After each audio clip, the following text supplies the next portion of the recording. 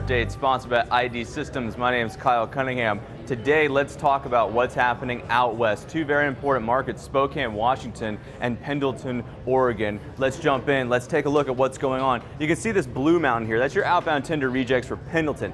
Big moves up and down throughout the entirety of the last year. But what's been happening is this white line here, your Spokane market, your OTRI.GEG, 14.97%, so 15% of all outbound tenders being rejected. That's your white line here. You can see around April of this year, both of these markets started tracking together, which indicates that the capacity inside of both these markets moves and fluctuates in conjunction. Let's go over and take a look and see what's going on as of today. In Pendleton, 17.4% on your outbound rejections, and Spokane just under 15%. You can see a big jump up right here leading into October. In terms of lanes, your best bet is going to be Spokane to Pendleton, and then Pendleton right back to Spokane. You've got a few other options down there, Pendleton to LA and Spokane to LA, both looking decent, but still not as good as running in between both of these markets. Now we'll take it on down south to El Paso, Texas. Out in the West Texas town of El Paso, your outbound tender volume index is up a little bit above your inbound, indicating optionality outbound. Here's the important part.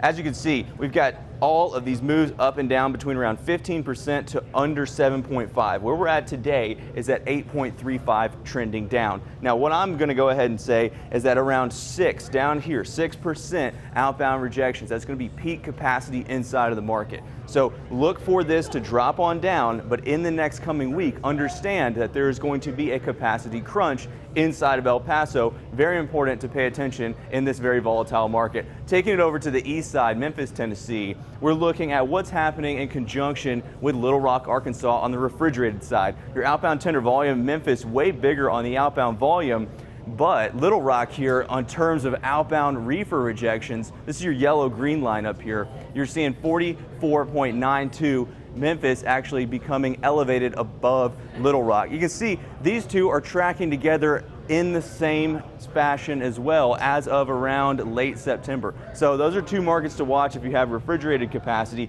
As always, make sure you stay tuned to your carrier update every single day. The comprehensive logistics offerings from PowerFleet cover in-cab ELD, fleet management, trailer tracking, cargo monitoring, and tracking other assets such as chassis and intermodal containers. Power up your operation